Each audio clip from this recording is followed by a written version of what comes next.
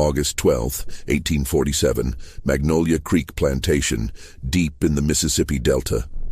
Two infant boys were born to Colonel Richard Beaumont's wife on a sweltering summer night, one pale as moonlight, the other dark as river mud. Within 72 hours, 4 people would be dead. Within 2 weeks, 17 more would vanish without explanation. The county records from that month were sealed by order of the governor himself, and wouldn't be opened for another 93 years. What those documents revealed about superfecundation heteropaternal, a medical phenomenon where twins are born to different fathers, was nothing compared to what they concealed about the systematic murders, the conspiracy of silence, and the rebellion that nearly burned the entire Delta to ash. Before we continue with the story of Magnolia Creek and the night that changed everything, make sure you're subscribed to Liturgy of Fear, hit that notification bell, and comment below what state you're listening from, because what happened in Mississippi in 1847 might have connections to your own hometown's buried secrets. The events that unfolded that August didn't begin with a birth. They began 7 months earlier, in the cold mathematics of cruelty that defined every plantation in the antebellum South. Magnolia Creek Plantation stretched across 4,000 acres of some of the richest soil in Issaquah County. The Beaumont family had controlled that land since 1801, when Richard's grandfather purchased it from a French trading company for the price of $300 Spanish and a promise to the territorial governor. By 1847, the plantation supported 263 enslaved people, produced 18,000 bales of cotton annually, and maintained a reputation for what the local newspapers diplomatically called efficient management practices. Colonel Richard Beaumont had inherited the plantation at age 29 after his father suffered a fatal stroke while beating a field hand who'd missed quota by 15 pounds. Richard had served briefly in the Second Seminole War, earning his commission less through combat prowess than through his family's political connections to Senator Jefferson Davis. He stood 6 feet tall, broad-shouldered, with the kind of stern handsomeness that made women at church socials look away quickly. His hair, prematurely silver at 34, gave him an air of distinguished authority that he wielded like a weapon. But it was his eyes that people remembered most, pale grey, almost colourless, with a flatness that suggested something fundamental was missing behind them. His own overseer, a German immigrant named Klaus Hoffmann, once told his wife that looking into the colonel's eyes was like looking into a well that had no bottom and no water, just an endless drop into nothing. Colonel Beaumont had married Catherine Strafford in the spring of 1843. She came from old Charleston money, a family whose wealth derived from rice plantations and the domestic slave trade. Catherine was 22 on her wedding day, educated at a finishing school in Richmond, fluent in French, and accomplished at the pianoforte. She had honey-colored hair that she wore in elaborate braids, a slender figure that the fashion of the day accentuated with tight corseting, and a smile that never quite reached her hazel eyes. The marriage had been arranged by their families, a merger of Delta cotton and low-country rice, of political influence and social standing. Romance had nothing to do with it. Catherine moved into Magnolia Creek's grand house, a 2-story Greek Revival structure with 6 massive columns across the front and a widow's walk nobody ever used, and tried to make peace with her new life. The Mississippi Delta in 1847 was a world of contradictions that would have bewildered anyone from outside the South. Immense wealth existed alongside brutal poverty. Grand balls and poetry readings happened in houses built by enslaved craftsmen who couldn't read their own names. Churches preached about Christian mercy on Sunday mornings, then their congregants returned to plantations where human beings were worked to death by Thursday. The cognitive dissonance required to maintain this system created a society that was, at its core, deeply unstable and paranoid. Issaquah County was particularly isolated, even by Delta standards. The Mississippi River dominated everything: commerce, transportation, social life, and the constant threat of floods that could destroy a year's crop in a single night. The nearest substantial town was Vicksburg, 40 miles downriver, accessible only by steamboat or a treacherous road that turned to impassable mud for months at a time. This isolation bred insularity. The dozen or so plantation families in the area socialized almost exclusively with each other, intermarried, conducted business together, and maintained a unified front on all matters related to slavery, politics, and the increasingly hostile rhetoric coming from the North. In this closed world, reputation meant everything.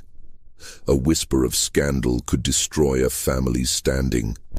An accusation of abolitionist sympathy could lead to social exile or worse, and any threat to the racial hierarchy that undergirded the entire system was met with swift, often violent response.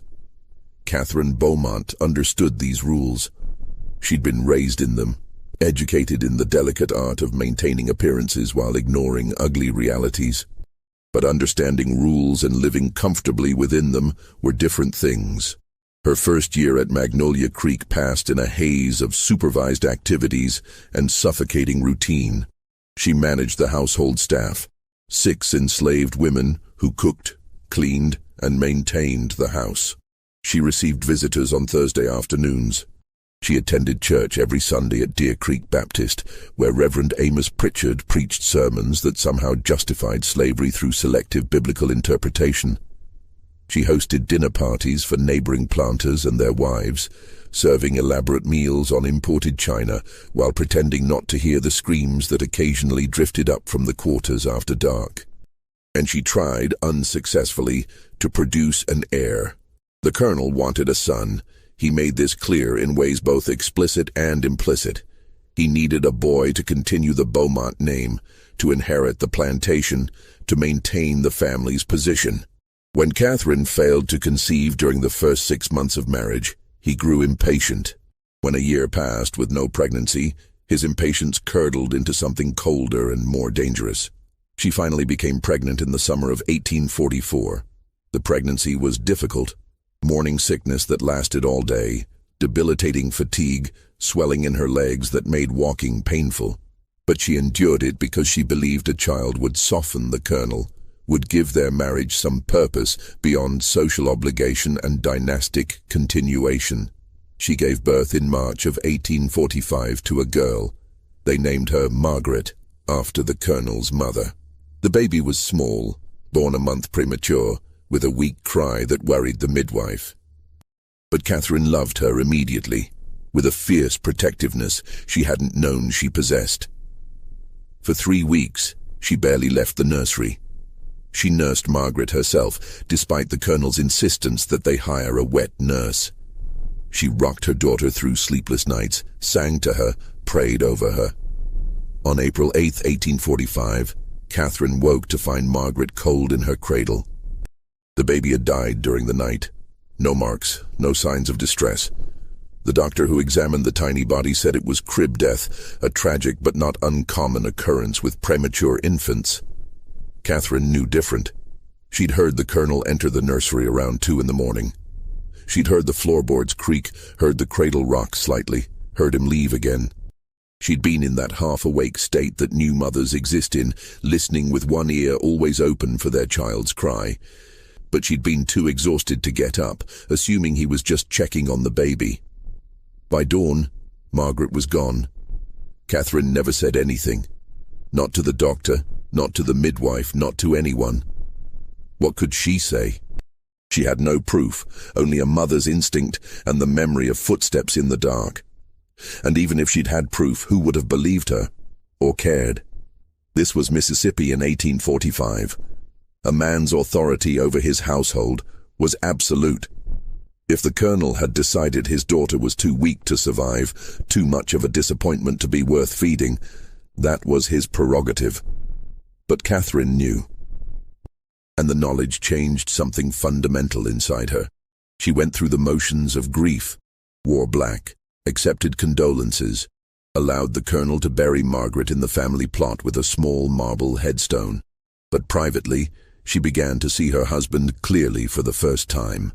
Not as a stern, but ultimately reasonable man, not as a product of his culture and upbringing, but as something else entirely, something broken and dangerous. She became pregnant again in late 1845. This time she was more careful. She ate in her room, took no medicines the colonel offered her, locked her door at night. But the pregnancy ended in miscarriage at 4 months. The doctor said these things happened, especially after the trauma of losing a child. Catherine suspected otherwise, but again, she had no proof. Just a lingering metallic taste in her mouth after drinking the tea the colonel had brought her the night before the cramping started. By the spring of 1847, their marriage existed only as a legal fact and social performance. They spoke when necessary. They appeared together at church and social functions. But the house had become a battlefield, even if only one of them was openly fighting. And then Catherine met Solomon Tutwiler. Solomon was not what anyone expected when they heard the word overseer's driver. The position, a slave appointed to help manage other slaves, essentially a middle tier in the plantation's brutal hierarchy, typically went to large, physically intimidating men who could enforce discipline through force. Solomon was tall, yes, nearly 6.5 feet, but lean rather than bulky, with long fingers more suited to piano keys than whips. But it was precisely his intelligence that made him valuable to Klaus Hoffmann and terrifying to the enslaved people of Magnolia Creek. Solomon had been purchased at age 15 from a plantation in South Carolina, part of a lot the colonel acquired in 1838. His previous owner had noted in the bill of sale that the boy could read, a dangerous liability in South Carolina following the Denmark-Vesey Rebellion, but also that he had a talent for understanding complex systems and predicting behavior. The colonel had seen potential in this, not humanitarian potential, but economic potential. A smart slave could be more valuable than 10 strong ones, if properly controlled and directed.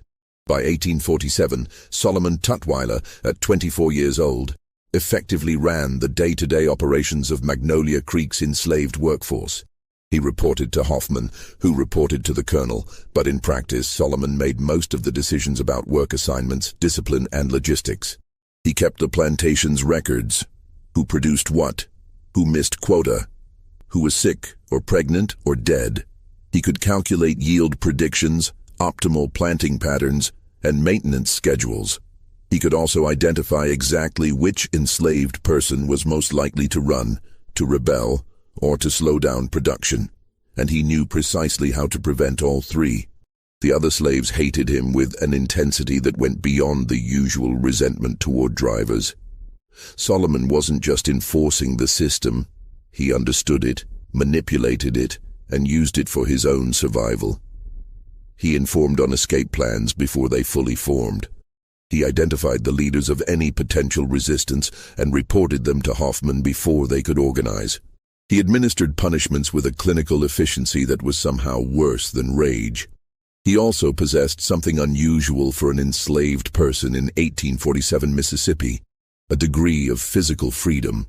Because of his value to the plantation's operations, Solomon was allowed to move between the main house, the overseer's cottage, the quarters, the fields, and even occasionally to neighboring plantations on the colonel's business. He wore better clothes than other slaves, not fine but serviceable and clean. He ate better food, had his own small room in the quarters, and was never whipped except once early on to establish the colonel's authority. This combination of intelligence, mobility, and perceived collaboration made Solomon the most dangerous person on Magnolia Creek Plantation, but not for the reasons anyone assumed. Catherine first became aware of Solomon in December of 1846, when she'd gone to the quarters to distribute Christmas presents, a paternalistic tradition she'd inherited from her mother-in-law. She'd brought cheap trinkets and extra food rations, playing her part in the elaborate theater of benevolent slavery. The enslaved people had lined up, thanked her with dead eyes, and accepted their gifts with practiced humility. But Solomon had looked at her differently, not with the submission she was used to, and not with the barely concealed hatred she sometimes glimpsed from others. He'd looked at her with recognition, as though he could see past the performance to the desperate, grieving woman underneath. As though he knew about Margaret, about the miscarriage, about the tea. It had lasted only a moment. Then he'd lowered his eyes, thanked her, and moved on. But that moment had cracked something open inside Catherine. She began to notice him after that. His quiet efficiency as he moved through the plantation. The way other slaves fell silent when he approached. The respect, or was it fear, in Hoffman's voice when he spoke to Solomon. The colonel's unusual reliance on this one man who, despite being property, seemed to hold genuine power. In January, she'd orchestrated their first private conversation. She'd requested that someone literate be sent to help her catalogue her late mother-in-law's library, a task that required reading titles and organizing books alphabetically. She knew Solomon was the only enslaved person at Magnolia Creek who could read. The colonel had approved the request without suspicion. He believed his wife was simply being practical. Solomon had arrived at the library on a cold Tuesday afternoon. For the first hour, they'd worked in silence. Catherine would hand him books. He would note the titles and authors in careful script, and they would place volumes in alphabetical order on the shelves. Then Catherine had asked, "Did you choose this life?" Solomon had stopped writing, carefully placed his pen down. When he'd finally looked up at her, his expression was unreadable. "Ma'am, I'm not sure I understand the question." Being the driver, the colonel's assistant, did you volunteer for that position or were you assigned to it? A long pause. When Solomon spoke again, his voice was very quiet, very precise. "I was assigned to it, ma'am. After they discovered I could read, the colonel decided I would be more useful in this capacity than in the fields. And you've been successful in this role." "I have kept myself alive, ma'am. I'm not certain that counts as success." The honesty in that statement, the first genuine thing anyone had said to Catherine in months, made her eyes sting with unexpected tears. She'd turned away quickly, pretending to search for a particular book. "Did you have children, ma'am?" Solomon had asked, still in that quiet voice. "Before I arrived here, I mean." "I've only been working at the main house since last year." The question should have been impertinent, crossing every line of racial and social etiquette, but something in his tone made it feel less like intrusion and more like solidarity. "A daughter," Catherine had whispered. "She died. I'm very sorry." And somehow, she knew he genuinely was. They'd continued working in silence after that, but something had shifted. An understanding had been established. Wordless but real. Over the following weeks, Catherine found reasons to require Solomon's assistance more frequently. The colonel, distracted by falling cotton prices and political tensions with Mexico, didn't notice or didn't care. Hoffman assumed it was typical plantation lady busywork, organizing closets, cataloging silver, sorting through correspondence. During these sessions, they talked. Carefully at first, then with increasing candor. Catherine learned that Solomon had been born in Charleston, that his mother had taught him to read in secret before she was sold away when he was 7, that he'd been on 5 different plantations before Magnolia Creek, that he'd survived by being smarter than his owners, by making himself indispensable, by understanding the system better than the people who created it. Solomon learned that Catherine was terrified of her husband, that she believed the colonel had murdered their daughter, that she was trapped in a life she hadn't chosen and couldn't escape. "Why don't you run?" Catherine had asked him once in March. "You're smart enough to make it north. You move freely. You could plan it properly." Solomon had smiled, but there was no humor in it. "Ma'am, smart slaves don't run. They know the statistics. For everyone who makes it to freedom, 99 are caught and tortured as examples. Running is what desperate people do. I prefer to survive." "So you've accepted this? Forever?" "I didn't say that." His eyes had met hers with sudden intensity. "I said I don't run. I didn't say I don't resist." That conversation had taken place on March 19th, 1847. The same day Catherine had discovered she was pregnant again. Catherine didn't tell Solomon about the pregnancy immediately. She didn't tell anyone, not even the colonel, for nearly 6 weeks. She'd learned caution from her previous losses. And this time she was determined to protect the life growing inside her through vigilance and secrecy. But she also knew, with growing certainty, that if this child was a son, the heir the colonel demanded, she would never have real influence over him. The boy would be raised to be exactly like his father, entitled, cruel, emotionally vacant. He would inherit Magnolia Creek and continue the cycle of brutality. And if the child was a daughter, Catherine feared she wouldn't live long enough to protect her from the colonel's cold calculations about bloodlines and utility. This fear festered through April and into May, growing alongside the child in her womb. She played her role impeccably, the dutiful wife, the gracious hostess, the quiet presence at church. But inside, she was making calculations of her own. The idea, when it first formed, seemed impossible, insane. But it wouldn't leave her alone. She'd been reading medical texts from the colonel's library, trying to understand what had gone wrong with her previous pregnancies.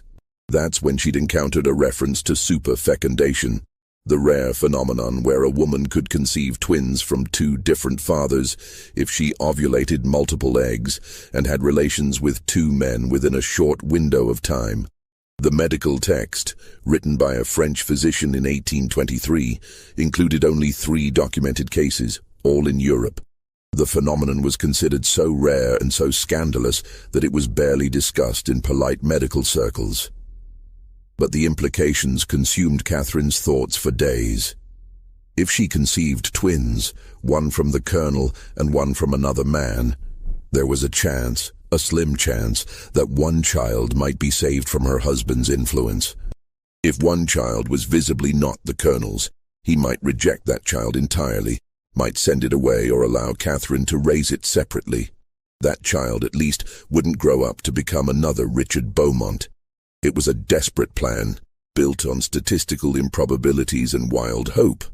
But Catherine was desperate. On May 23rd, during one of their now frequent library sessions, Catherine asked Solomon a question that changed both their lives. "If I asked you to help me destroy something," she'd said, not looking at him, ostensibly focused on dusting a set of leather-bound volumes, "would you?" Solomon had gone very still. "That would depend on what you wanted destroyed, ma'am." A legacy. A continuation of cruelty. "You're talking in riddles." Catherine had turned to face him then, her heart hammering so hard she was certain he could hear it. "I'm pregnant, 2 months along. The baby is the colonel's." Solomon's face had remained carefully neutral. "Congratulations, ma'am." "I don't want congratulations, I want help." She'd explained it then, haltingly at first, then with growing urgency. The theory of superfecundation, the medical texts, her desperate plan to conceive a second child from a different father, to create uncertainty, to give herself leverage and agency in a world that offered her none. "You're asking me to..." Solomon hadn't finished the sentence. "I'm asking you to help me betray my husband in a way that might save at least one child from becoming like him." The silence that followed felt eternal.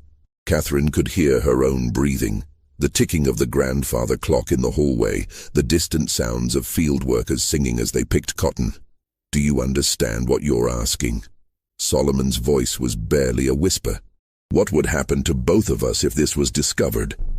"I understand you'd be killed, probably tortured first.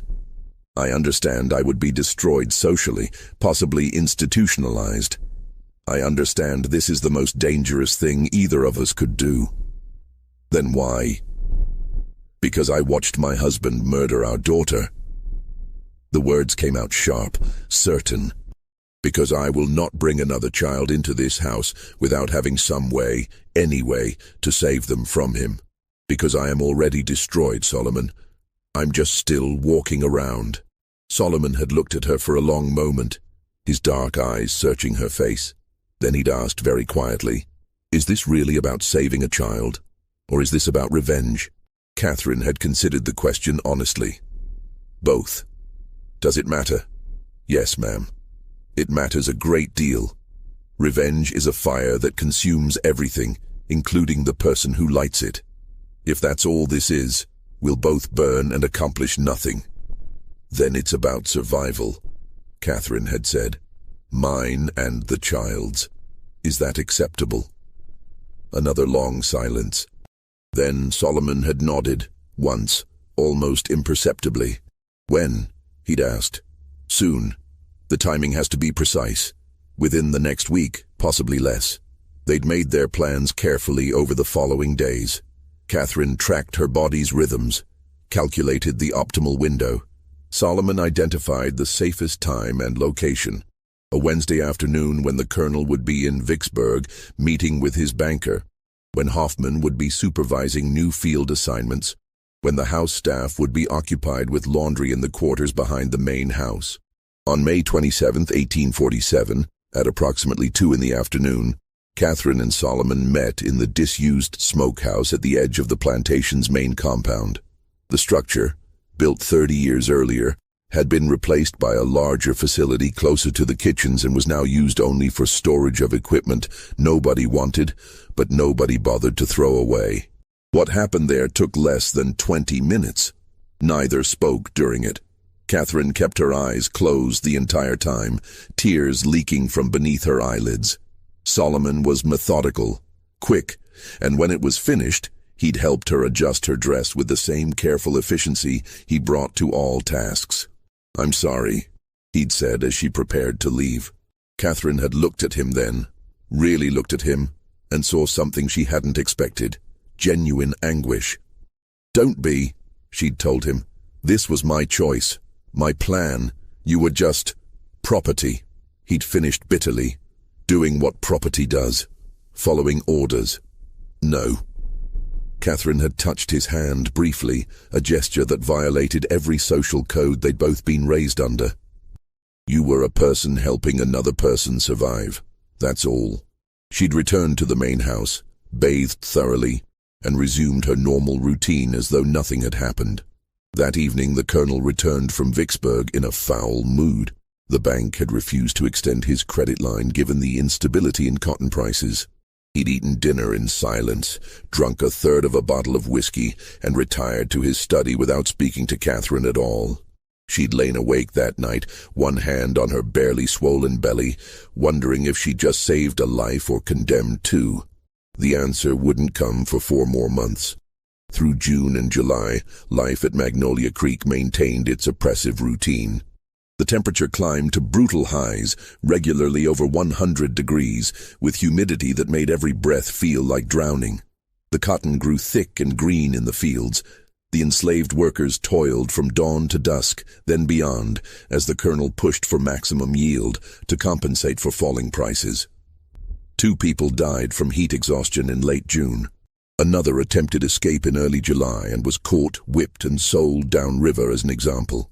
Catherine's pregnancy progressed normally, or as normally as any pregnancy could in that heat, in that house, in that life. She grew larger, more uncomfortable, more conscious of the ticking clock counting down to a moment that would either free her or destroy her completely.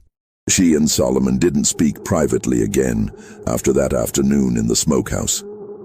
It was too dangerous, drew too much attention. But sometimes, when she saw him crossing the yard, or when he delivered reports to the colonel's study, their eyes would meet for just a fraction of a second. In those moments, an entire conversation happened without words. "Are you all right?" "Yes." "Are you?" "Yes." "Can we survive this?" "We have no choice."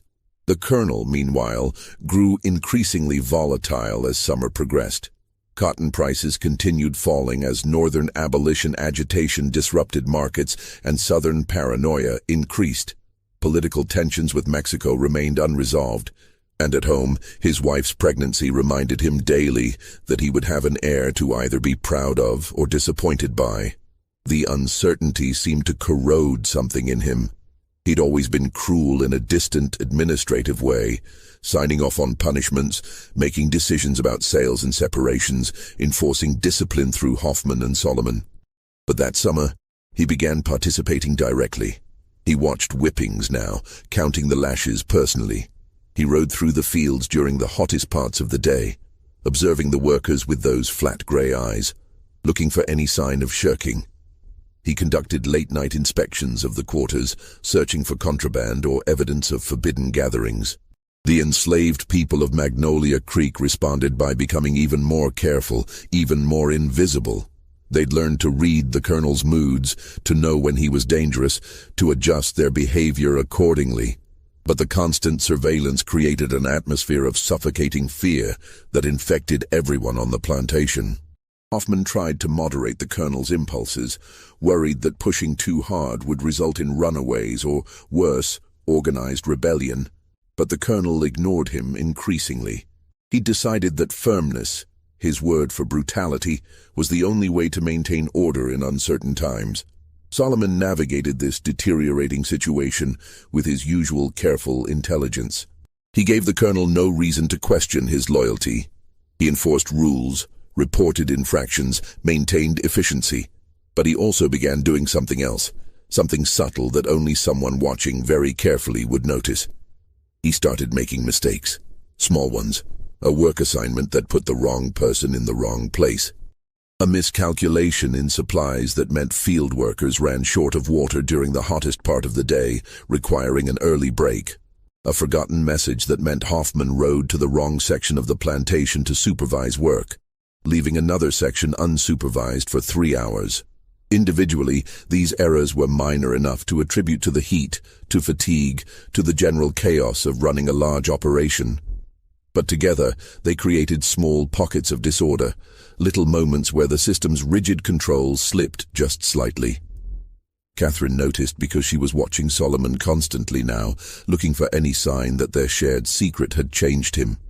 And she realized gradually that he wasn't making mistakes at all. He was creating opportunities. In late July, she'd managed to speak with him briefly when he'd delivered household accounts to the Colonel's study, and she'd intercepted him in the hallway. "You're planning something," she'd whispered. "I'm always planning something, Ma'am. Survival requires constant planning." "That's not what I mean." Solomon had glanced down the hallway, confirming they were alone, then met her eyes with unusual directness. "You're not the only one who wants to see something destroyed, Mrs. Beaumont. You just gave me a reason to accelerate the timeline." "What timeline?"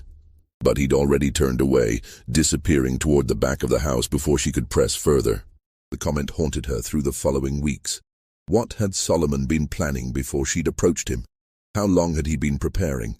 And what did he mean by accelerated timeline? She got part of her answer in early August, just days before the twins would be born.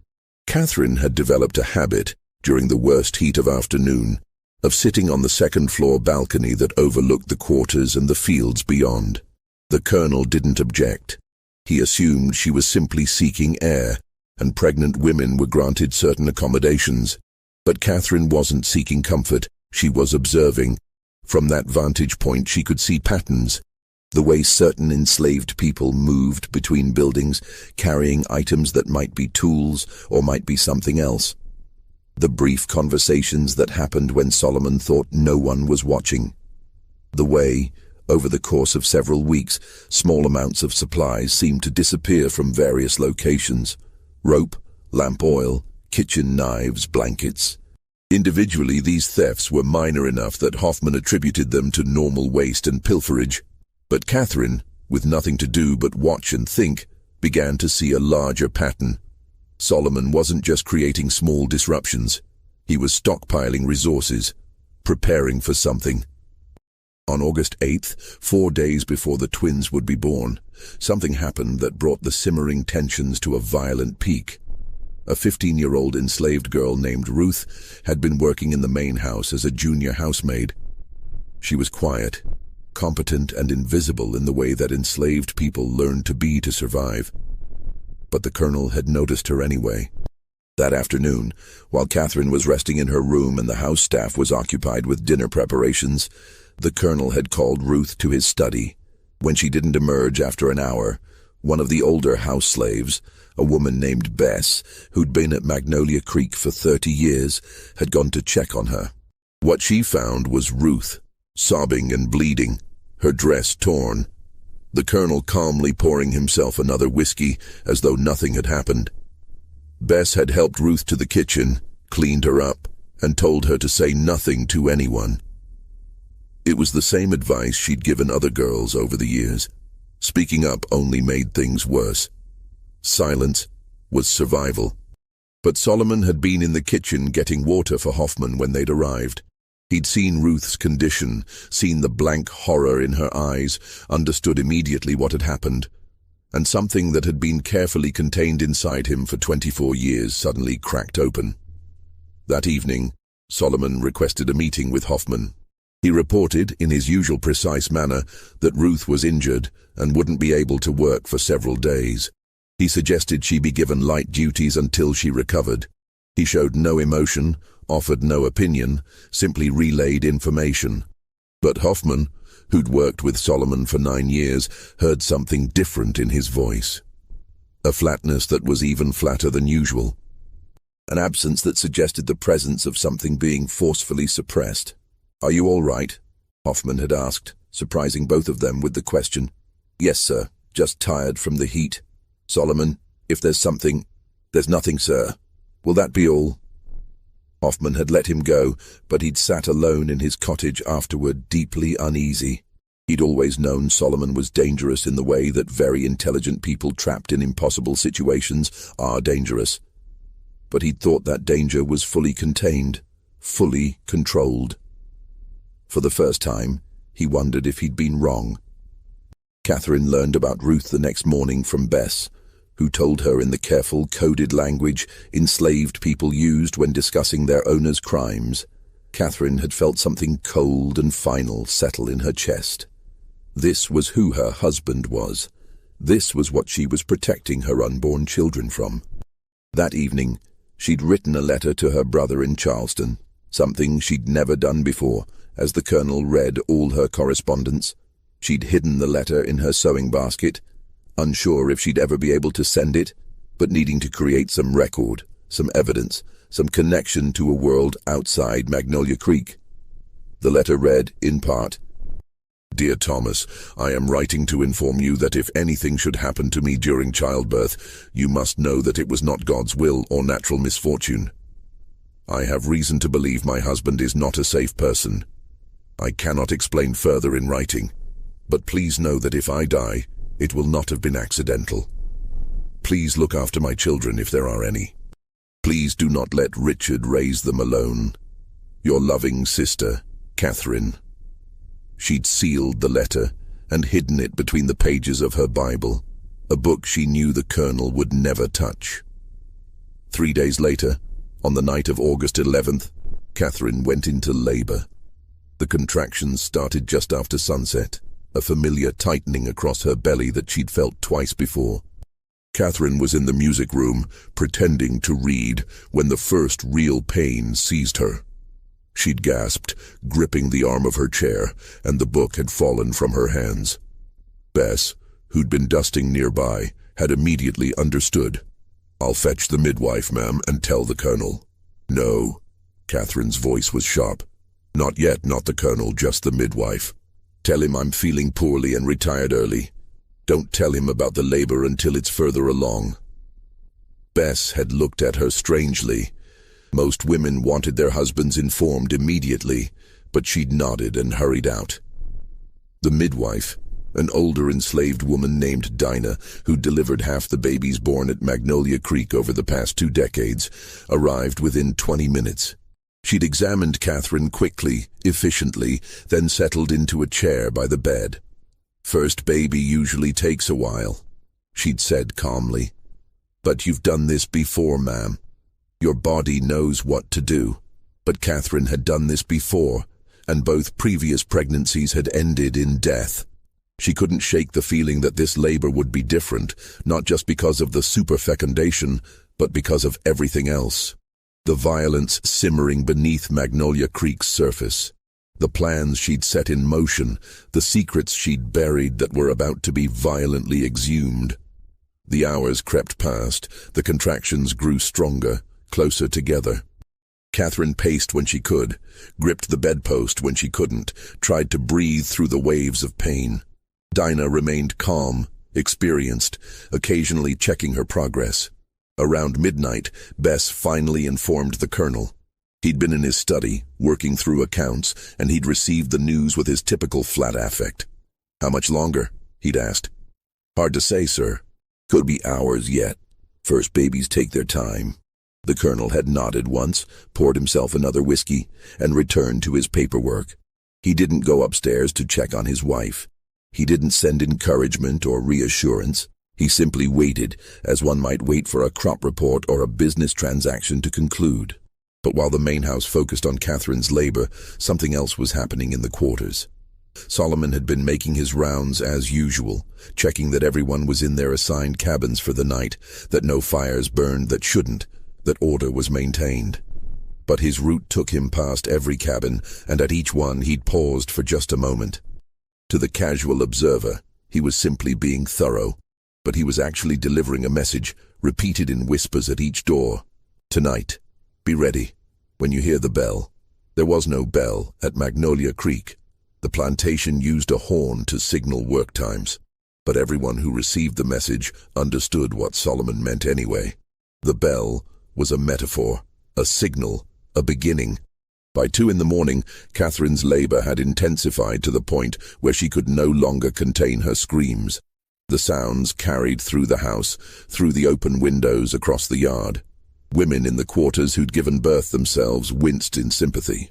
Men who'd heard those sounds before, accompanying births, deaths, whippings, tried not to listen. Hoffman, sleeping fitfully in his cottage, heard the screams and felt uneasy for reasons he couldn't articulate. Something felt wrong beyond the normal wrongness of a difficult birth. The air itself seemed charged, oppressive, like the minutes before a lightning strike. At 3:15 in the morning, Dinah checked Catherine's progress and announced that it was time to push.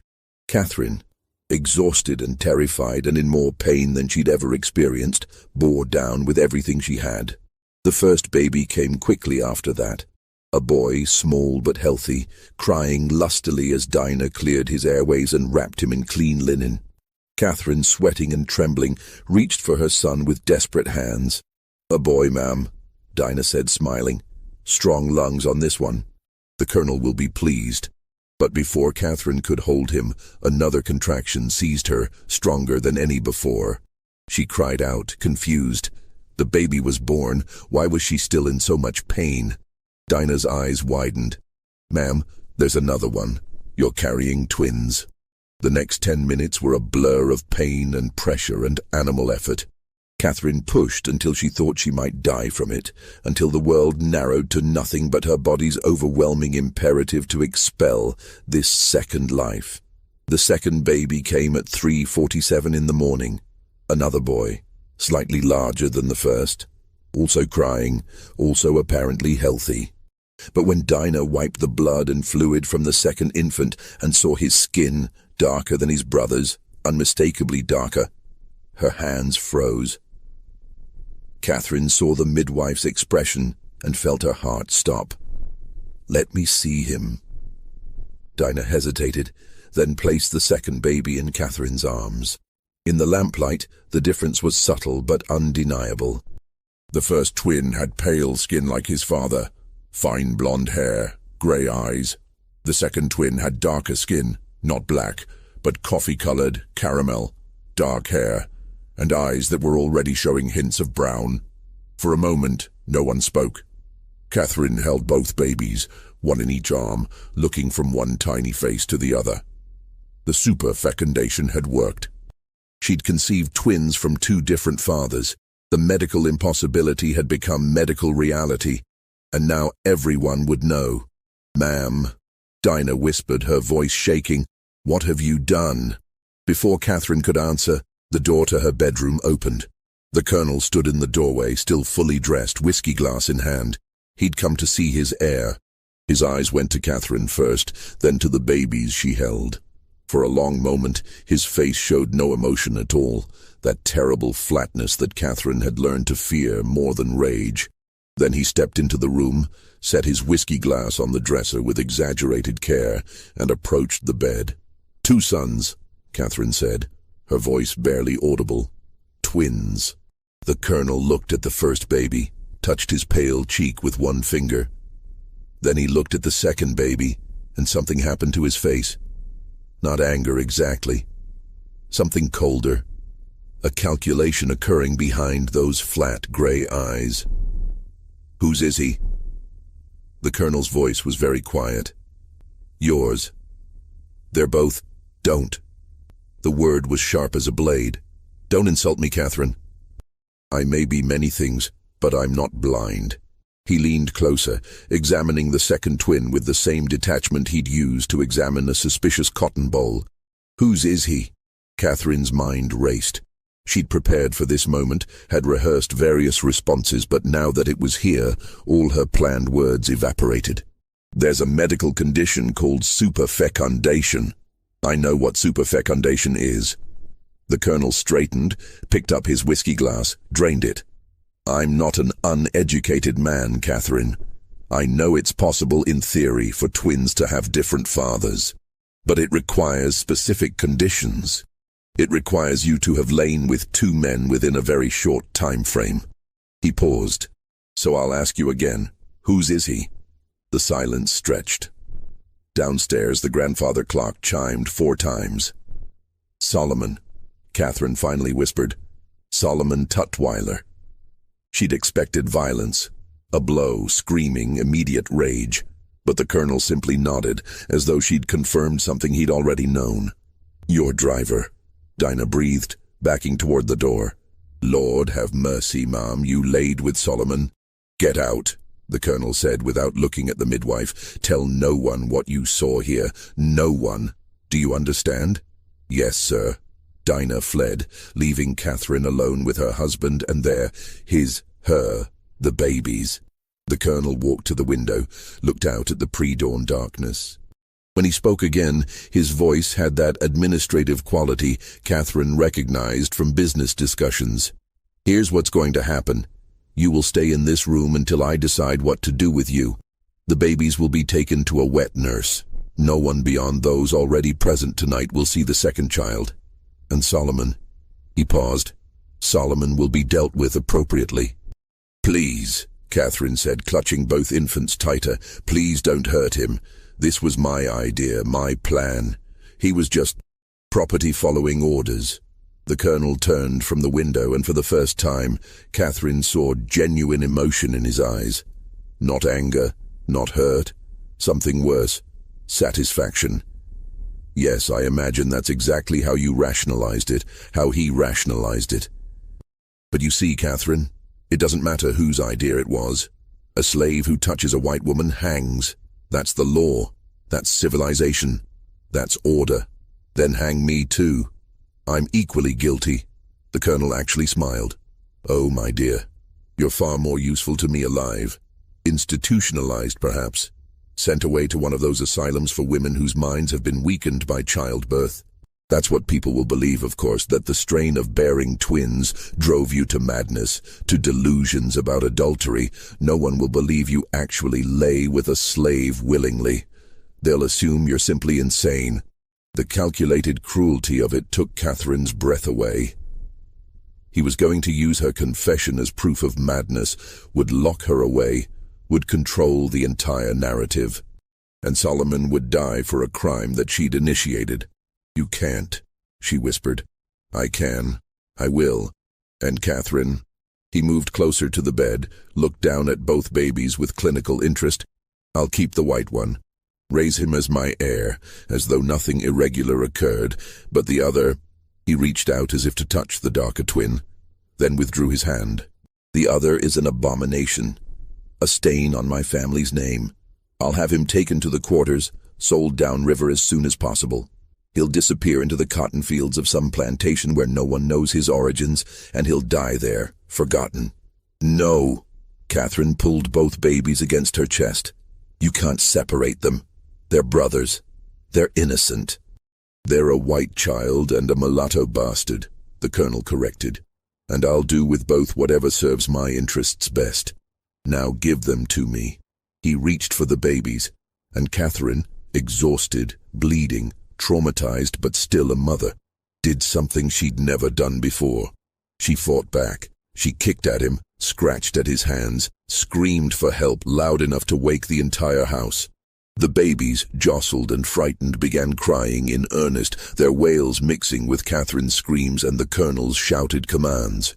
Bess burst into the room, saw the struggle, froze in horror.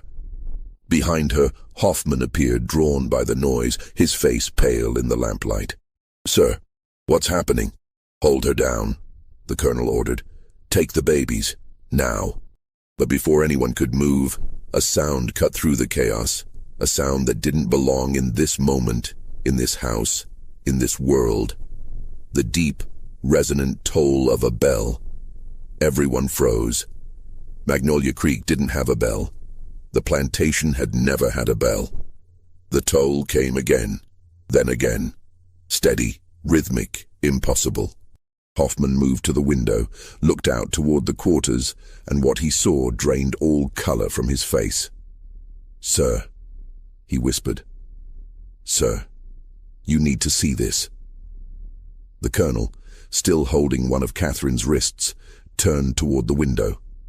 What he saw there made him release his wife and move toward the glass, his expression transforming from controlled fury to something approaching shock. The quarters were on fire.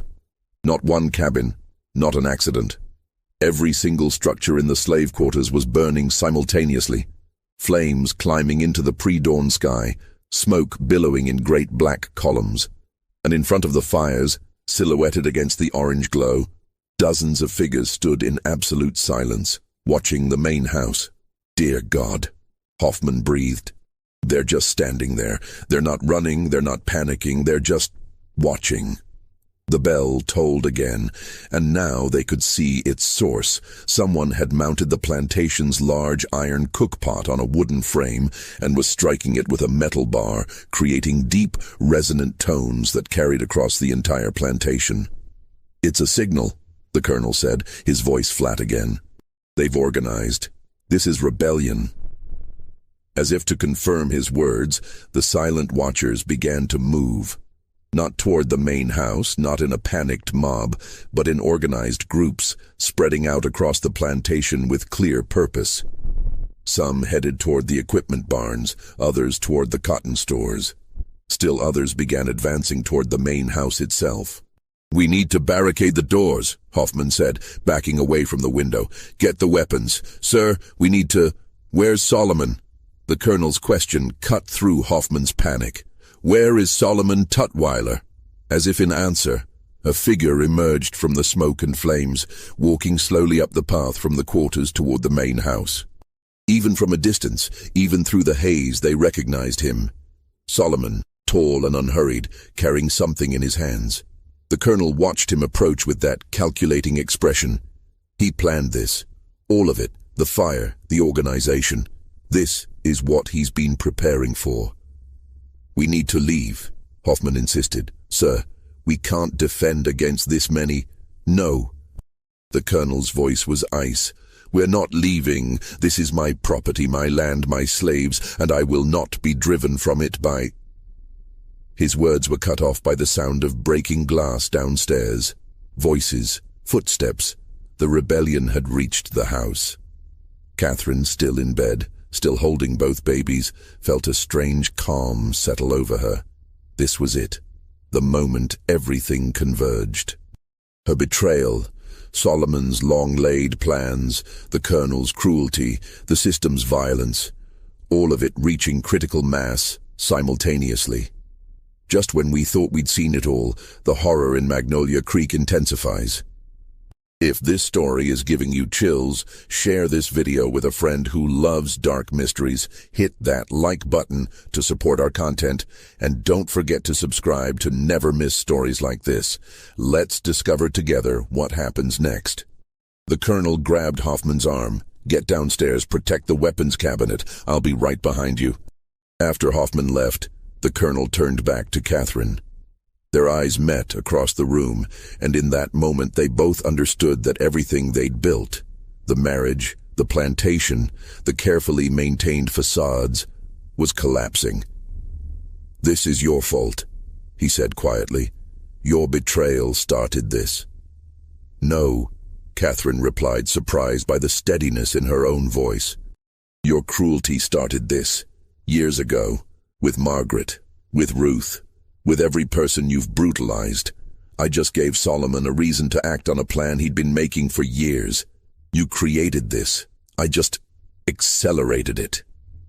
The colonel stared at her for a long moment, then turned and walked out, closing the door behind him. Catherine heard him lock it from the outside, trapping her in the bedroom with her newborn sons. She was still sitting there, both babies in her arms, when she heard the first gunshot from downstairs. The next hour unfolded like a nightmare rendered in fire and blood and the breaking of things that had been held rigid for too long. Hoffman had reached the weapons cabinet, a locked cherrywood case in the colonel's study containing 2 rifles, 3 pistols, ammunition, and the leather-bound ledgers that documented every enslaved person ever owned by the Beaumont family. He'd armed himself and taken position at the study door, prepared to defend the house. But the enslaved people of Magnolia Creek didn't attack the house directly. They did something more strategic, more devastating.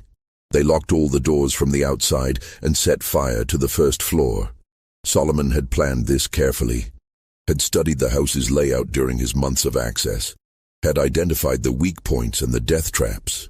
The main house, like most plantation homes in the Delta, was built almost entirely of wood, cypress beams, pine floors, oak paneling. It would burn fast once the fire really took hold. The flames started in the kitchen, where Solomon's people dumped lamp oil across the floor and walls before igniting it. The fire spread to the dining room, the parlor, the colonel's study. Smoke began filling the lower floor almost immediately, thick and black and choking. Hoffman, realizing too late that he'd trapped himself, tried to shoot his way through the locked study door. The first shot splintered the wood but didn't break the lock. The second shot did, but by then the hallway beyond was already engulfed in flames. He staggered back into the study, coughing, eyes streaming, and made his way to the window. He got it open, prepared to jump to the ground 15 feet below, and found Solomon waiting there. "Don't," Solomon said simply. He held a pistol, one Hoffman recognized as having come from the plantation's own stores, stolen weeks ago in one of those small, attributed to pilferage thefts. "You can jump and die quickly, or you can burn and die slowly. But either way, you're dying tonight, Klaus." Hoffman, German immigrant, man who'd survived poverty and cholera and the brutal passage to America, who'd thought himself practical and realistic about the system he participated in, stared at the man he'd worked beside for 9 years. "I treated you fairly," he said, and actually believed it. Solomon's expression didn't change. "You treated me like I was intelligent property instead of stupid property. That's not fairness, Klaus. That's just a different kind of exploitation. So this is justice? Murder? No," Solomon said quietly. "This is survival. You just happen to be in the way." The smoke drove Hoffman back from the window. Through the haze, he saw Solomon turn and walk away, leaving him to his choice of deaths. Hoffman chose the fire. It seemed faster than the fall, and died in the colonel's study, surrounded by account books that documented the buying and selling of human beings as though they were livestock. The colonel himself had moved more intelligently. When the smoke began filling the first floor, he'd immediately gone upstairs to the second level, which was slower to burn. He'd broken the lock on Catherine's door, his own lock, his own cage for her, and entered to find her still sitting in bed, calm as death, both babies quiet in her arms. "We need to leave," he said. "Now."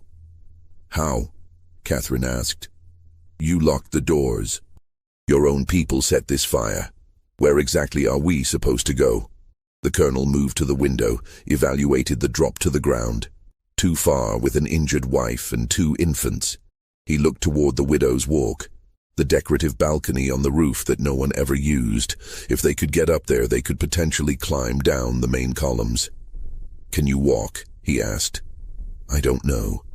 Probably not far. Then I'll carry you. And the babies."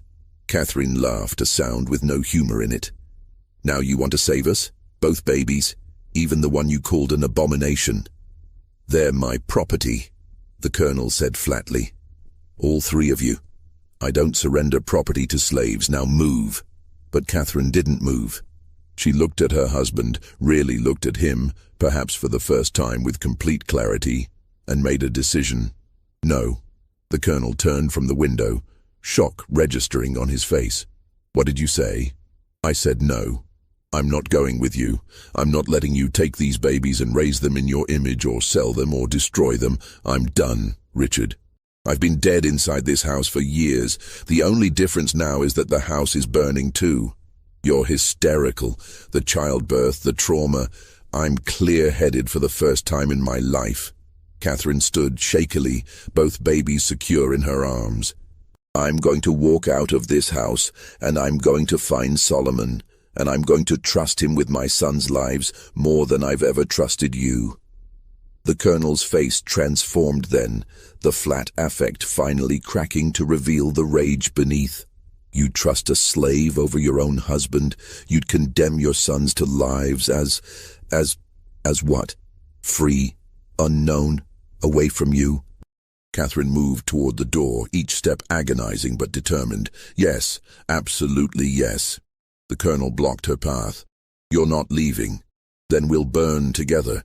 At least we'll be warm. For a moment, they stood frozen in tableau, husband and wife, owner and property, two people who'd destroyed each other through calculated cruelties and desperate rebellions. The smoke was creeping up the stairs now, visible through the open door. The heat was becoming unbearable. The house groaned around them, timber beginning to fail. Then the colonel did something Catherine had never seen him do before. He stepped aside. Go, he said quietly. Take them. But know this, Catherine, if you survive this night, if you escape with my property, I will spend the rest of my life hunting you. I will use every resource, every connection, every legal mechanism to find you and bring you back. You will never be free of me. Yes, I will, Catherine said, because you're going to die in this house tonight. You can't know that. I can. She moved past him toward the door, leaving a trail of blood on the floor. She'd torn stitches standing, but she didn't care. Because you'll never leave. You'll die trying to save your ledgers, your documents, your proof of ownership. That's who you are, Richard. That's all you are. And it's going to kill you. She didn't look back to see if she was right. She simply walked through the door, down the smoke-filled hallway, toward the stairs that led to the first floor, and the flames and whatever waited beyond. The colonel stood alone in the bedroom for almost a minute, Catherine's words echoing in his mind. Then, as she'd predicted, he turned and ran, not toward escape, but toward his study, toward the weapons cabinet, toward the ledgers that documented his wealth and status and identity. Hoffman's body was already cooling when the colonel reached the study. The fire had consumed most of the first floor by now, but the metal weapons cabinet had protected its contents. The colonel wrapped his coat around his hand, opened the hot metal door, and began pulling out ledgers. The ceiling collapsed on him before he could save even half of them. He died instantly, crushed beneath burning beams, surrounded by the documents that had meant more to him than his wife, his children, or his own humanity. Catherine, meanwhile, had made it down the stairs through a combination of adrenaline, maternal desperation, and sheer bloody-minded determination. The first floor was an inferno, but there was a narrow path through the flames where a door had been knocked off its hinges, creating a draft that kept the fire momentarily at bay. She stumbled through it, both babies screaming now from heat and smoke, and emerged into the pre-dawn air.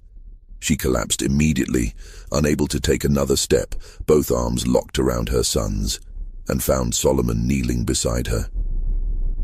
"I didn't think you'd make it out," he said quietly. He wasn't looking at her face. He was looking at the babies, both of them, with an expression she couldn't read. "Are you going to kill me?" Catherine asked. The question seemed reasonable, given the circumstances. "No," Solomon said. "I'm going to help you escape, but we need to move quickly. The other planters will have seen the fire by now. People will be coming." He helped her stand, supported her weight as they moved away from the burning house toward the tree line. Behind them, Magnolia Creek's main house collapsed inward with a sound like God-breaking kindling, sending sparks spiraling into the lightening sky. They'd made it perhaps 50 yards when Catherine's legs gave out completely. She sat heavily on the ground, still clutching both babies, leaving a trail of blood behind her. "I can't," she gasped. "I'm sorry, I can't go any further." Solomon looked back toward the plantation, calculating.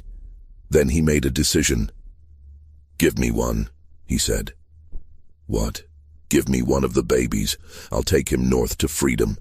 You take the other, go to your family in Charleston. If we split up, if we separate the twins, there's a better chance that at least one survives. If we stay together, we all die when they catch us." Catherine looked down at the two tiny faces in her arms. The pale one, the dark one, the colonel's son and Solomon's son. Brothers who would never know each other if she agreed to this. "Which one?" she whispered. "That's your choice. I'll take whichever one you give me." The impossible decision. The choice no mother should have to make. But Catherine understood the logic, understood that Solomon was offering the only real chance either child had at survival. Slowly, carefully, she handed him the darker twin. Solomon's biological son, the child whose existence had started this entire catastrophe. "His name is Thomas," she said. "After my brother. Promise me you'll remember that. Promise me he'll know he was named for someone." "I promise." Solomon took the baby with surprising gentleness, cradled him against his chest. "What about the other one?" Catherine looked down at the pale baby in her arms, the colonel's heir, the child who was supposed to continue the Beaumont legacy. "James," she said. "I'll call him James."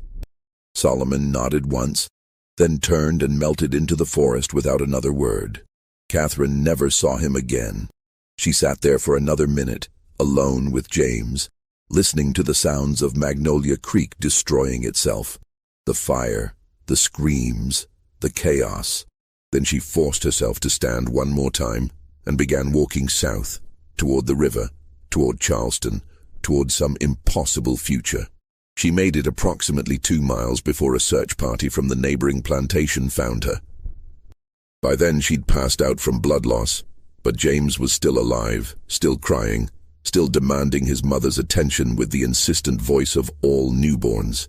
The official story, as recorded in county documents and newspaper accounts from August 1847, went like this. Magnolia Creek Plantation experienced a catastrophic fire of suspicious origin on the night of August 11th. Colonel Richard Beaumont perished attempting to save valuable documents from the flames. His wife, Catherine Beaumont, survived along with one infant son, James Beaumont, born that same evening. Approximately 263 enslaved people took advantage of the chaos to attempt escape. Most were recaptured within the week and sold downriver to plantations in Louisiana and Texas. The ringleaders were never definitively identified, though several suspects were hanged as examples. Mrs. Catherine Beaumont, traumatized by the events and weakened by childbirth, was committed to the care of her family in Charleston and later transferred to a private sanitarium for treatment of nervous exhaustion and hysteria. That was the official story. But like most official stories in the antebellum South, it was built on convenient lies and strategic omissions. The truth was messier, darker, and far more complicated. Catherine did return to Charleston, but not as a broken woman requiring institutionalization. Her brother Thomas, upon reading the letter she'd hidden in her Bible, a letter miraculously recovered from the ruins by a house slave who'd saved it deliberately, understood exactly what had happened at Magnolia Creek.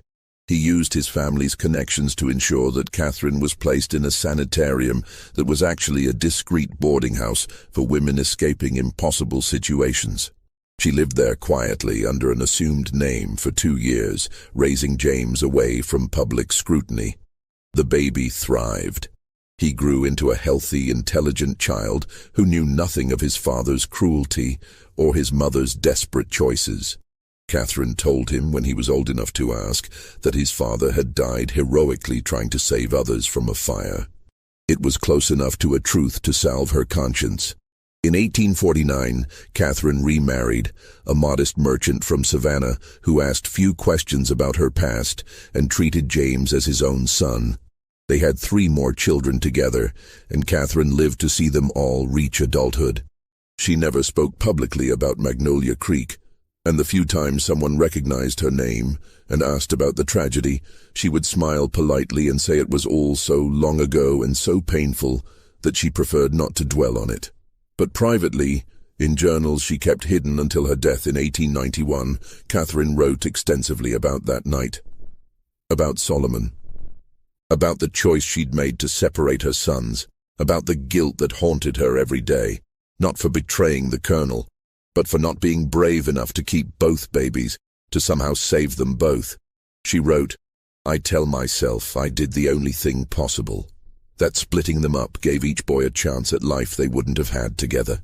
But I dream of Thomas, the son I gave away, and wonder who he became. Whether Solomon kept his promise, whether my baby lived to see freedom or died in some cotton field, nameless and forgotten. James will inherit money and status. But Thomas, if he survived, inherited something potentially more valuable. The possibility of actual freedom. I hope it was worth it. I hope I didn't simply condemn him to a different kind of death." As for Solomon and Thomas, their story becomes harder to trace. In the chaos of the Magnolia Creek fire, approximately 47 enslaved people successfully escaped and were never recaptured. This was an unusually high number, suggesting that Solomon's planning and organization had been far more extensive than anyone realized. There are fragmentary records, carefully vague, deliberately incomplete, that suggest a tall black man traveling with an infant made it to Cincinnati, Ohio, by late 1847. From there, the trail goes cold, which in the context of the Underground Railroad often meant successful passage into Canada. In 1852, a man named Solomon Turner, note the slight name change, appeared in the records of Chatham, Ontario, a settlement known for accepting fugitive slaves. He worked as a carpenter, was described as literate and intelligent, and lived alone except for a young boy he claimed was his son. The boy, approximately 5 years old, was named Thomas and had notably light skin for being the son of a man as dark as Solomon Turner. This could be coincidence. Chatham was full of fugitive slaves rebuilding their lives under new names, many with complex family situations resulting from the fractures of slavery. But the details align too precisely to ignore. The name, the timing, the child's appearance, Solomon's documented literacy. If this was indeed the same Solomon from Magnolia Creek, he kept his promise. He raised Thomas in freedom, in a country where the boy's mixed heritage was unusual but not illegal, not shameful, not dangerous. Thomas Turner grew up learning carpentry from his father, learning to read and write, learning that he was valuable not as property, but as a human being. Thomas Turner, again, if he was indeed the same Thomas born on that violent August night, married in 1867 to a woman named Elizabeth Grant, daughter of freed slaves who'd settled in Chatham in the 1830s. They had 4 children. Thomas worked as a school teacher and community organizer, advocating for the rights of black Canadians and supporting fugitive slaves arriving from the States. He died in 1904, at age 57, surrounded by grandchildren who knew nothing of Mississippi or Magnolia Creek or the night their grandfather's existence had sparked a rebellion. His obituary in the Chatham Planet described him as a pillar of the community, a devoted educator, and a man who lived with quiet dignity and purpose. There was no mention of his origins, no reference to the circumstances of his birth. Just the simple facts of a life lived in freedom. Meanwhile, back in Mississippi, the Magnolia Creek fire became a cautionary tale whispered between planters over whiskey and cards. The story mutated in the telling, becoming less about human decisions and more about the inherent danger of slaves, the constant threat of rebellion, the necessity of harsh discipline to maintain order. The fact that the rebellion had been sparked by a white woman's choice to sleep with an enslaved man was largely erased from the narrative. Too shameful, too threatening to the racial hierarchy that undergirded everything. The land that had been Magnolia Creek Plantation sat empty for 3 years before being purchased by a speculator from Natchez. He cleared the ruins, rebuilt more modestly, and operated it as a cotton farm with a much smaller enslaved workforce. But the plantation never regained its former prominence, and locals claimed the land was unlucky. Crops failed regularly. Buildings suffered inexplicable damage. Workers reported feeling uneasy in the fields where the old quarters had stood. The property changed hands 7 times between 1850 and 1900, each owner staying only a few years before selling at a loss. The pattern suggested less supernatural curse and more practical reality. The land's reputation made it difficult to hire overseers or purchase slaves willing to work there. Memory, even half-true memory, has power. During the Civil War, Union forces burned what remained of the main house during their Vicksburg campaign, and after that, the Magnolia Creek property was subdivided and sold off in pieces. By the early 20th century, nothing remained to mark where the plantation had stood, except some foundation stones and a handful of grave markers in what had been the family cemetery. One of those markers read, Margaret Beaumont, March 8th, April 8th, 1845. Gone too soon. The colonel's first daughter, whose death had been the beginning of everything that followed. Catherine had made sure before she left Mississippi that Margaret's grave was properly marked. It was the only acknowledgement of the child who'd lived just 3 weeks, but whose death had cracked open her mother's carefully constructed denial about who her husband truly was. The historical record contains one final curious document discovered in a trunk of papers donated to the Mississippi Department of Archives in 1967 by a descendant of Thomas Strafford, Catherine's brother. It's a letter dated September 3rd, 1890, written in an elderly woman's shaking hand. The letter is unsigned, but the handwriting matches Catherine's journals. It's addressed simply, "To Thomas, if you still live." The letter reads, I am an old woman now, with death approaching more quickly than I'd like. My son James is 53 years old, a successful attorney in Atlanta, a father himself to children who never knew their grandfather's cruelty. I have lived a good life, much longer than I deserved given my choices and their consequences. But I write this not to confess or seek absolution. I write because I want someone to know the truth about the night you were born. The official histories will record only fire and rebellion and a mad woman's delusions. They will not record that 2 boys were born, brothers, one black and one white, separated by fear and necessity and an impossible choice. They will not record that your father, Solomon Tutwiler, was the bravest and most intelligent man I ever met, and that whatever happened between us that afternoon in May was less betrayal and more mutual survival.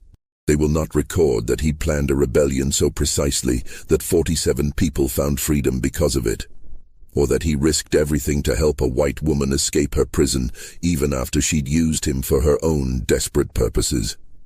They will not record that I think of you every day, that I wonder who you became, whether you're alive or dead, free or enslaved, happy or broken. That I carry the guilt of splitting you from your brother like a stone in my chest, knowing it was necessary but hating that it was necessary.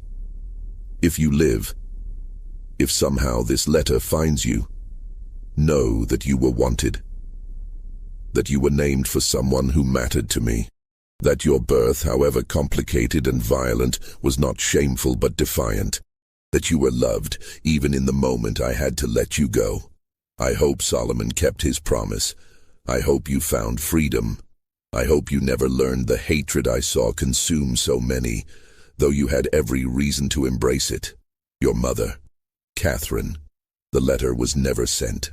Catherine died in Charleston on November 3rd, 1891, at age 70, having never found a way to deliver those words to the son she'd given away. The letter remained in her personal effects, eventually passed down through James's family line, a mystery that none of her descendants could fully understand or explain. The official records of Issaquena County contain only the barest facts about Magnolia Creek, the fire, the deaths, The property transfers. They don't mention twins. They don't mention Solomon Tutwiler by name. He appears only as ringleader, identity unknown, presumed escaped. They certainly don't mention Catherine's choice, or the medical phenomenon that made it all possible, or the 15-year-old girl whose assault had been the final spark. But absence of documentation doesn't mean absence of truth. It just means that some truths were too dangerous to record, too shameful to acknowledge, too threatening to the social order that men like Colonel Beaumont had built their entire world upon. In the years following the Magnolia Creek fire, similar incidents increased across the Deep South. Small rebellions, mysterious fires, unexplained disappearances of enslaved people in larger numbers than usual. The system that relied on absolute control was discovering that absolute control was impossible to maintain indefinitely. Every crack created opportunities, and desperate people became very good at finding opportunities.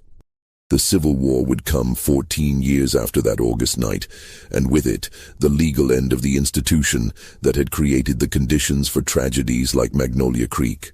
But the war wouldn't erase what had happened, wouldn't undo the separations, wouldn't heal the wounds that ran so deep they'd marked entire generations. James Beaumont grew up believing his father had been a stern but honorable man who died trying to save others. He became an attorney as his mother had hoped, and used his position to quietly help freed slaves navigate the legal system during Reconstruction. He never knew he had a twin brother, never knew his mother had made an impossible choice in fire and blood, never knew that his very existence was tied to an act of desperate rebellion that had cost dozens of lives. He died in 1902, successful and respected, surrounded by children and grandchildren who carried the Beaumont name into the 20th century, completely ignorant of the violence and tragedy that had marked their origins. As for Thomas and Solomon, their trail goes cold after Mississippi. Whether they made it north, whether they found the freedom Solomon had been planning for, whether Thomas grew up knowing his true story, or lived his entire life believing a gentler lie, these questions have no definitive answers. The absence of records could mean death, or it could mean successful escape into a life where documentation was deliberately avoided, where the past was intentionally obscured, where survival meant becoming invisible to the very systems that had once claimed ownership. Perhaps that's the most fitting end for their story. Uncertainty. The same uncertainty that Catherine lived with every day for 44 years. The same uncertainty that haunted her enough to write that letter in her final year, knowing she'd never send it, needing to write it anyway. What is certain is this. On August 12, 1847, in a small corner of Mississippi, the systems of power and control that seemed absolute proved to be fragile. A woman made a choice that destroyed her marriage and her social position, but possibly saved her children. A man who'd been treated as property for 24 years proved he was capable of organizing a rebellion sophisticated enough that nearly 50 people found freedom. And 2 babies were born, whose very existence challenged every assumption the society around them was built upon. The fire that consumed Magnolia Creek that night burned for 3 days, visible for miles in every direction. Neighboring planters watched the smoke rise and understood that what had happened there could happen anywhere. That fear, legitimate, well-founded fear, changed how they treated their enslaved people, at least temporarily. More food, fewer whippings. A loosening of the absolute control, just slightly, just enough to relieve some pressure. It didn't last. Within a year, most plantations had returned to their previous practices, the lesson of Magnolia Creek forgotten or willfully ignored. But for a brief moment something had shifted. Power had revealed itself to be conditional, not absolute. And that revelation, once seen, couldn't be completely unseen. The land where Magnolia Creek Plantation once stood changed hands many times over the following decades, each owner staying only briefly before selling at a loss. Locals avoided it, claiming the soil was cursed, that crops grew poorly there, that animals refused to graze in certain fields. More likely, the land simply carried too much memory, too much pain soaked into the soil, too many ghosts. Not supernatural ones, but the weight of history, of violence, of choices made and lives destroyed. Some places hold on to their past like that, refusing to let it go, insisting that those who come after acknowledge what happened there. By 1900, most of the Magnolia Creek property had been divided into small farms worked by sharecroppers, many of them formerly enslaved people or their children, working land their ancestors had been forced to work under very different circumstances. The old main house was completely gone, reclaimed by kudzu and time. The quarters were gone. Even the cemetery had been largely abandoned, the gravestones weathered and leaning, most of the names illegible. Only Margaret's marker remained clear, protected by its marble construction and perhaps by Catherine's determination that her daughter not be completely forgotten. "Gone too soon," it read. And in a way that could have been the epitaph for everyone who'd been touched by the events of August 1847. Everyone had been taken too soon, in one way or another, by death, by separation, by choices they shouldn't have had to make. This mystery shows us that the most terrifying horrors in history weren't supernatural. They were the systems human beings created and maintained, the casual cruelties they justified, the impossible choices they forced on each other. The real horror of Magnolia Creek wasn't in ghosts or curses, but in the documented, legal, socially accepted practices that made a night like August 11th, 1847, inevitable. What do you think of this story? Do you believe Catherine made the right choice separating her sons? Could there have been another way, or was this the only path to survival? Leave your comment below. If you enjoyed this tale and want more historical mysteries like this, subscribe to Liturgy of Fear, hit the notification bell, and share this story with someone who appreciates the dark corners of American history. These stories need to be told, need to be remembered, need to be understood, not to judge the people who lived them, but to ensure we never create conditions where such choices become necessary again. Thank you for listening. See you in the next video.